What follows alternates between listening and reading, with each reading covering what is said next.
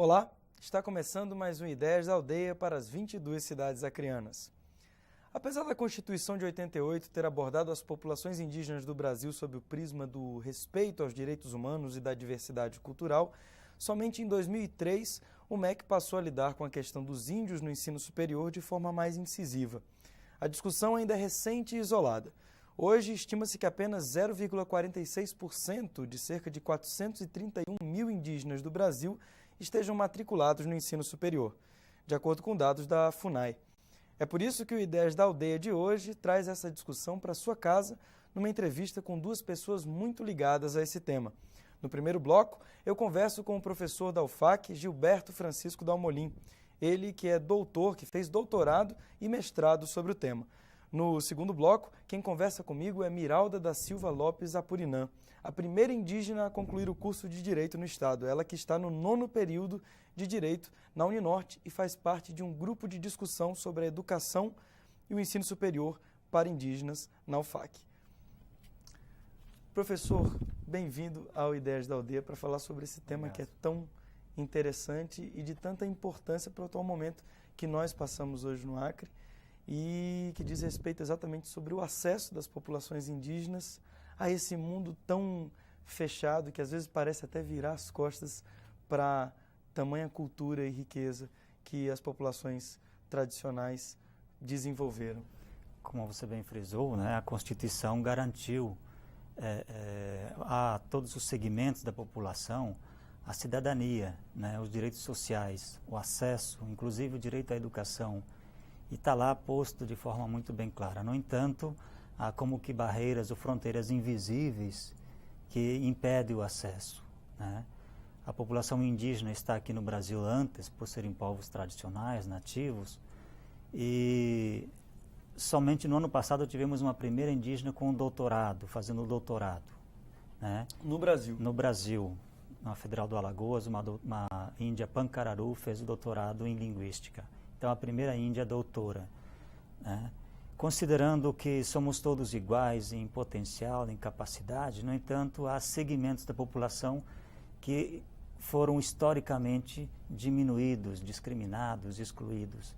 Então, para se garantir isso que está na Constituição, que é essa democracia plural, é preciso que haja algum tipo de ação, né, que seriam medidas compensatórias. Alguns podem pensar em cotas ou ações afirmativas, mas é preciso, para garantir a democracia plural, que se resolva o problema das desigualdades sociais. Professor, por falar nessas ações afirmativas, logo no começo da entrevista, eu acabei colocando que, de uma certa forma, esse mundo acadêmico, o mundo das universidades, o mundo da pesquisa, do ensino, da extensão, ele termina por virar as costas.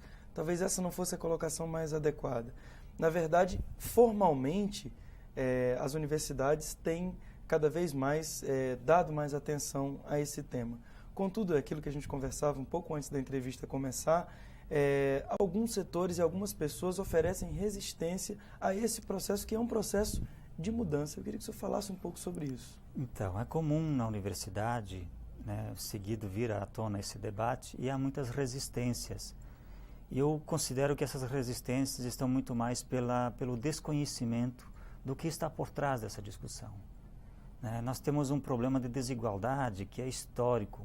E como resolver esse problema de desigualdade? Se não é com cotas, algum outro tipo de medida, de ação tem que ser tomada, né?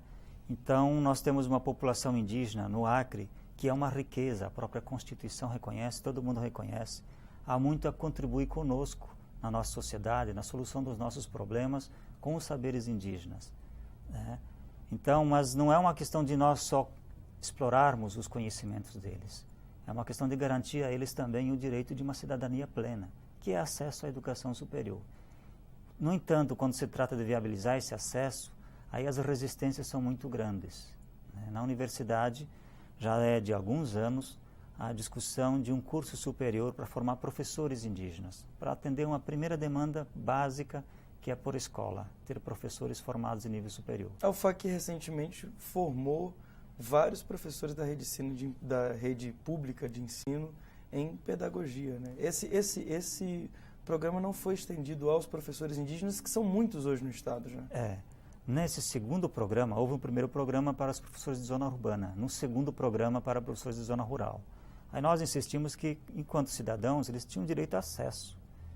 Tanto é que 47 professores indígenas estão matriculados, estão cursando esse programa de formação de professores. Mas há uma demanda, são algo em torno de 250 professores no Acre. Então há uma demanda ainda a ser atendida. E esses cursos, eles não são os cursos ideais para o que se requer na escola indígena, né? É preciso de uma formação voltada mais para essa escola indígena que tem um caráter intercultural, bilíngue. Então, os nossos cursos não são os cursos mais adequados para isto. Professor, só para situar o telespectador, o senhor fez a sua dissertação de mestrado, foi a Educação Escolar Indígena, e a sua tese de doutorado foi o papel das escolas entre as sociedades indígenas. A gente até está aqui, a sua tese foi publicada pela editora da UFAC, a EduFac, a gente vai até colocar aqui. Que tipo de ações afirmativas estão sendo tomadas hoje pela Universidade Federal do Acre, que, de uma certa forma, por ser uma universidade pública, tem o papel de ser um esteio nesse tema? Então, as ações afirmativas, elas acabam acontecendo muito mais por pressão dos movimentos sociais, né? Então, cotas não se discute, não há uma discussão na universidade a respeito disso, né? Então, implica, digamos, numa insistência, num empenho maior dos movimentos de fazer essa pressão, porque da parte do poder público há uma resistência nisso. Por outro lado, eu tenho conversado com lideranças do movimento indígena e a gente está pensando numa possibilidade de, nesse meio tempo, garantir um pré-vestibular, alguma outra forma, porque são pessoas com grande potencial, porém tiveram uma escola de educação básica de baixa qualidade, né, com dificuldades para se obter. Para aquilo que se exige para entrar na academia. Para entrar exatamente para se prestar o vestibular. São pessoas com um grande potencial, grandes lideranças, com grande sabedoria. Porém, para entrar na universidade tem um vestibular com conhecimentos específicos, né? Então há uma questão a ser administrada nesse aspecto, né? Por um lado, garantir condições de, pelo menos, de igualdade para acesso à universidade. E aí tem outras questões a serem administradas, porque a questão não é só garantir o acesso, é também a permanência, né? Então, algumas universidades no Brasil têm feito vestibulares, têm aberto cotas, mas esta é uma parte apenas do problema, o acesso. Porém, tem que haver como se vai discutir a permanência dessas pessoas na universidade. Porque vivem em aldeias distantes, terras indígenas distantes, e para cursar um curso regular implica em permanência na cidade. Como vai ser a permanência dessas pessoas, né? De que forma vão se manter? Então, tem que se pensar num conjunto maior, né? Discutir a questão mais ampla. Correto. Professor, hoje em nível de Brasil, algumas ações já têm sido tomadas e alavancadas, muito por conta da pressão do movimento social e muito também por conta de alguns setores dentro da academia que estão abrindo cada vez mais os olhos para isso. E uma das iniciativas é a Rede Brasileira de Instituições de Ensino Superior para os Povos Indígenas. O que é essa rede, professor? Então, eu tenho pouco conhecimento, né, mas há tentativas de articulação, né, dos movimentos no intuito de pressionar as demais universidades que também abram, sobretudo universidades públicas, né, que por ser público devia garantir o direito de acesso em igualdade de condições a todos, né. Então, assim como outros movimentos sociais se fortalecem na unidade para fazer valer os seus direitos enquanto cidadãos, né, digamos, de determinados segmentos sociais, também a população indígena. Eles têm consciência de que, formando uma rede, formando um grupo maior de resistência e, com isso, veicular e difundir, fazer valer ideias que outras universidades já estão implementando e que estão dando certo. Correto. Né, de acesso, né, a esse saber elaborado também pelas populações indígenas. Professor, uma outra coisa, um outro aspecto importante nessa discussão é o fato de que os indígenas, além do acesso da permanência à universidade como alunos, a sabedoria indígena também pudesse começar a entrar no plano acadêmico como sendo ministrada, ou seja, de que forma esses saberes e esse conhecimento tradicional pode adquirir o grau de ciência dentro da academia. A gente tem aqui no Acre uma iniciativa muito bonita em teoria, que é a Universidade da Floresta, e que se propõe a fazer isso. Na prática, isso tem viabilidade? Como você bem disse, em teoria, né? Aí se assume, né, digamos assim, essa característica da Universidade da Floresta, e aí, para ser efetivado de fato, né, isso implicaria em trazer esses saberes tradicionais dos indígenas, dos seringueiros, da população tradicional, né, para dentro da universidade. Isto é uma resistência muito grande, porque no âmbito da academia há determinados setores fechados ou então compreensões fechadas do que vem a ser o saber científico, né? E esse é o saber veiculado na universidade. Então há resistências para com a inclusão desses saberes e, obviamente, por ser uma universidade da floresta, né, deveria estar se fazendo esse diálogo constante, né? Mesmo porque nós não estamos ali só para explorar aquele conhecimento. O conhecimento ele tem que ser uma via de mão dupla, né, que atenda aos interesses daquela população também. Então, não é só para levar saber, eles têm muito saber, muitos conhecimentos. E de que forma fazer essa interação? Teoricamente, até a gente sabe, na prática, existe uma enormidade de barreiras, né, que é desde o âmbito local para se implementar esse tipo de trabalho, ao âmbito mais geral, no âmbito do Ministério da Educação, para fazer reconhecer e valer um currículo de um curso que inclui como componente curricular os conhecimentos indígenas, por exemplo, né?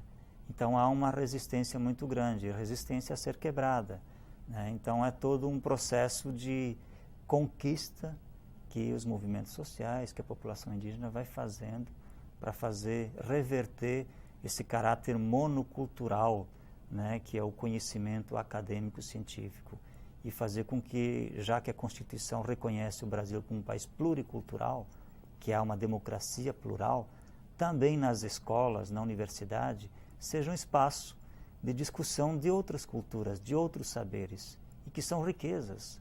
Cada vez mais se reconhece. Os estrangeiros vivem interessados na Amazônia, não só na floresta, não só na biodiversidade, mas sobretudo no conhecimento que a população tradicional tem sobre essa biodiversidade, que são saberes científicos elaborados através dos tempos por essa população.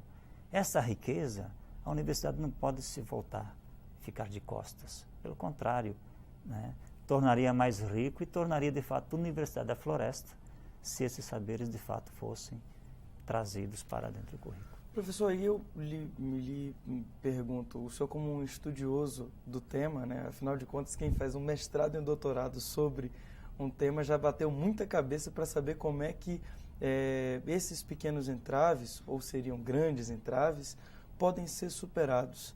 Existe alguma no caso do Acre, né, que já tem, além da UFAC, outras instituições de ensino superior em plena atividade, como é que esses entraves podem ser superados? Muita coisa já se conquistou, né? O fato de ter um governo do Estado favorável às questões da população tradicional, isso já cria um ambiente, uma cultura diferente. Favorável, né? Outra coisa é a presença ostensiva do movimento indígena, essa presença de cobrança, né, e de movimentação, de mobilização, de documentos, e, enfim, é outra questão. Outra é juntar os aliados. Existem muitas instituições e professores na universidade que são aliados dessa causa do movimento indígena. Então, aí tomar corpo, né, o movimento em torno disso, de forma a tornar irreversível esta ideia, né, da presença do indígena na universidade. Não vai ser um problema, vai ser uma solução para muitos dos problemas da universidade. Correto. Professor, o nosso tempo, infelizmente, é curto. Esse é um assunto muito longo, e no segundo bloco a gente vai ter a presença da Miralda aqui, a primeira estudante a concluir o curso de Direito aqui no Acre, pela Uninorte. Eu quero muito que o senhor volte aqui para a gente continuar tratando desse tema e até para abordar com mais profundidade a sua tese, o papel da escola entre os povos indígenas. Muito obrigado pela sua participação aqui no IDES. Eu agradeço. Obrigado, então. Não sai daí, daqui a pouquinho a gente volta.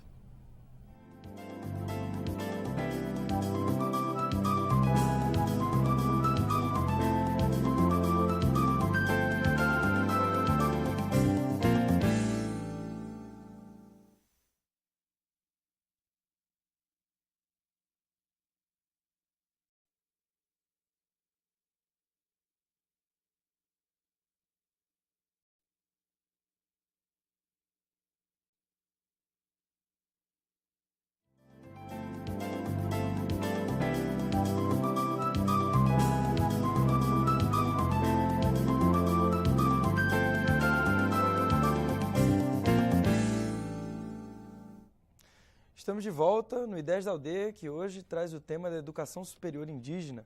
Nesse segundo bloco, eu vou conversar com a Miralda Lopes Apurinã. Ela que é a primeira indígena a se formar num curso superior aqui no Acre. Ela está no 9º período de Direito da Uninorte. Bem-vinda ao Ideias da Aldeia, Miralda. Boa noite. Boa noite. Miralda, o que representa para ti ser uma acadêmica do curso de Direito e estar concluindo o curso, ser a primeira indígena a concluir um curso superior no Acre? Representa uma conquista muito grande, não só para mim, mas também para o movimento indígena, né? E um anseio de toda uma comunidade, de toda a população do Acre, sul do Amazonas e noroeste de Rondônia. Miralda, e como está sendo para ti essa experiência? Tem sido uma experiência um pouco difícil, mas, por outro lado, também tem sido uma experiência que tem trazido uma grande expectativa para todas nós, né? Não só mulheres indígenas, mas toda uma população indígena, né? Porque você vai estar dentro do universo do mundo do branco, né? Que é totalmente diferente de você estar na aldeia, na comunidade, numa escola indígena, propriamente indígena, né? Você está vivendo no mundo do branco, né? Você vai estar tendo conhecimento científico, né? Do homem branco, né?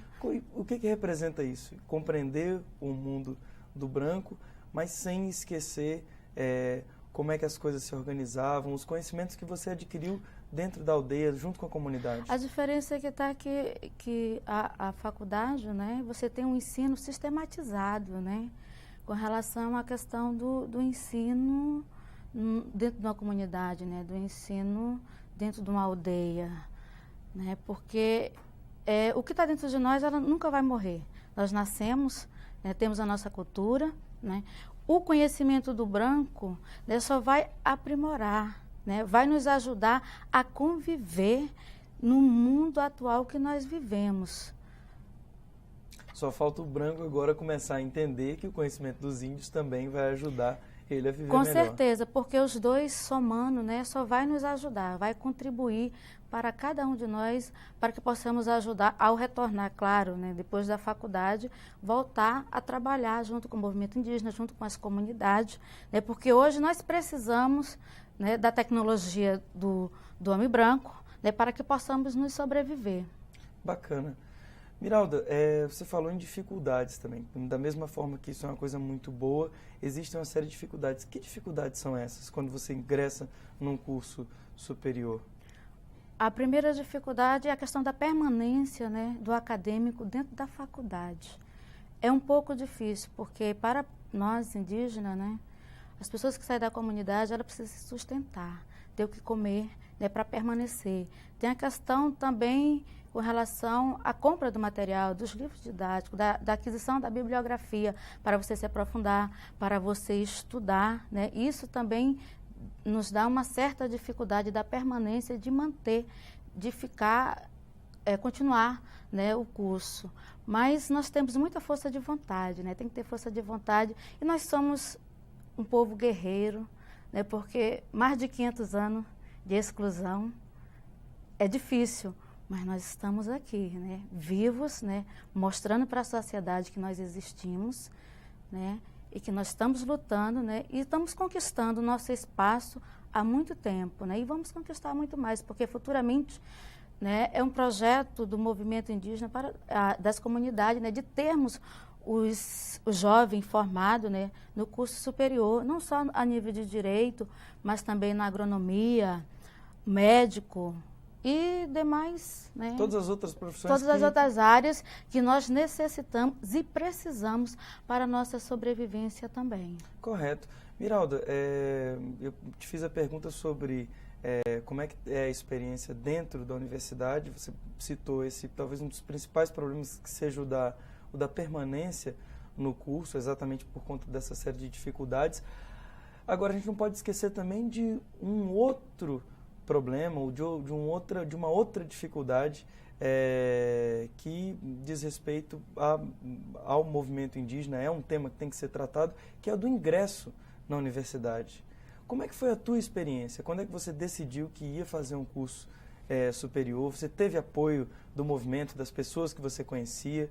Como é que eu queria saber da tua experiência exatamente para que as pessoas que estão em casa, os colegas indígenas que estão em casa assistindo essa entrevista, saibam como é que foi, eu vou ingressar na universidade. Então, né, todos, eu não digo nem só os indígenas, né, mas todos, né, têm esse sonho, têm essa pretensão de cursar um curso superior, né. A minha decisão foi tomada há muito tempo, logo quando eu terminei o ensino médio. Só que isso foi um pouco adiado devido do meu ingresso dentro do movimento indígena, né, na luta com o grupo de mulheres, né, juntamente com a organização maior, retardou mais um pouquinho, entendeu? A minha entrada na faculdade, né? Mas foi um pouco difícil para conciliar, para você estudar. Você sabe que o ensino hoje, numa escola pública, ela é um pouco deficiente, né? Primeiramente, eu fiz um pré-vestibular, né? Com muita dificuldade também, entre viagens, trabalho e o curso pré-vestibular.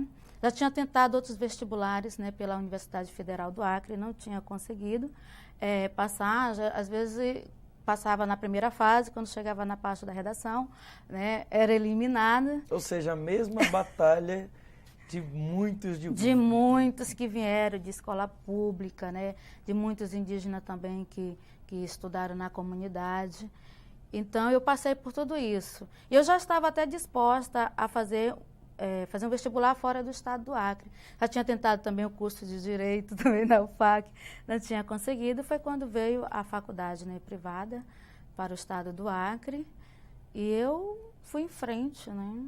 E está dando certo, concluí Está dando o curso certo, esse ano. passei, fiquei em 31ª colocação e eu estou até hoje. E está concluindo o curso esse ano. Concluindo o curso esse ano. Está no 9º período, chega ao 10º. 10º. E vai apresentar monografia. Tua monografia vai ser sobre o quê? Então, é uma coisa ainda que não está bem definida, né? Mas eu já, como eu estava colocando, é com relação à questão do indígena, né? Dentro do espaço das instituições públicas, né? É nessa área que estou pretendendo fazer a minha monografia e apresentá-la.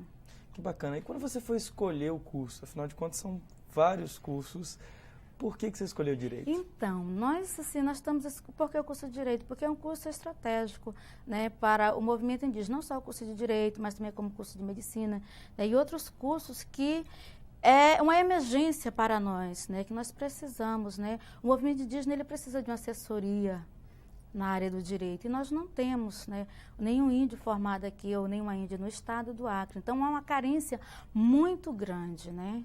Então, o curso de Direito foi um dos cursos assim, que já era um dos objetivos, né, nosso do movimento indígena, né, estar formando pessoas nessa área, né, para que possamos estar defendendo o interesse da população indígena. Miralda, aí eu te pergunto, quando uma pessoa ingressa na academia, ela tem dois nortes, na verdade, duas influências que acabam norteando o trabalho dela durante a conclusão do curso.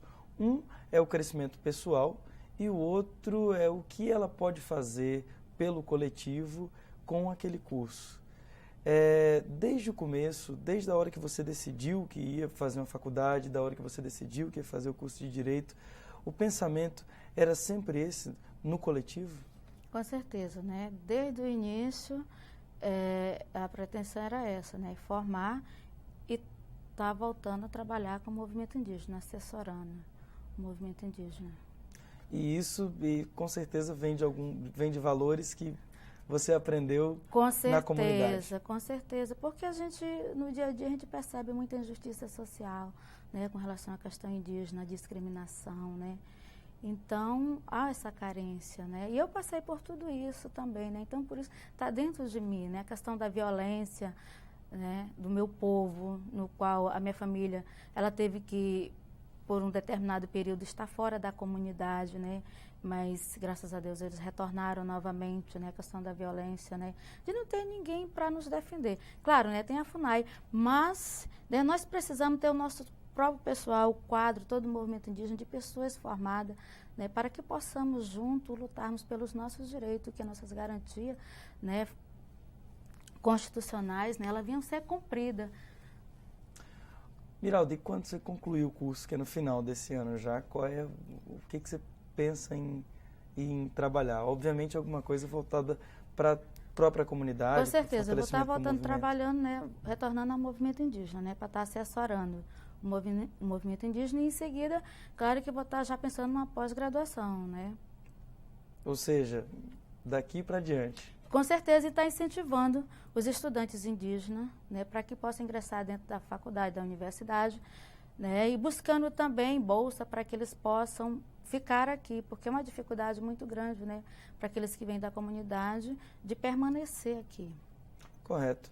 Miralda, a gente está chegando ao final da nossa entrevista e eu queria assim, que você deixasse uma mensagem para quem acredita que é possível chegar à universidade, ingressar em um curso superior e fazer essa troca de conhecimentos que é tão importante, não só para os indígenas, como também para o homem branco, né? Nós temos que crer, né, no potencial que nós temos, né, dentro de nós. Todos nós temos um potencial. Nós temos que crer, né, e focalizar, ter objetivos e metas, né? Nós não podemos deixar de intimidar-se com a luta, com a falta às vezes, de recurso. Não, acho que nós não devemos olhar para isso, nem olhar para a discriminação, mas sim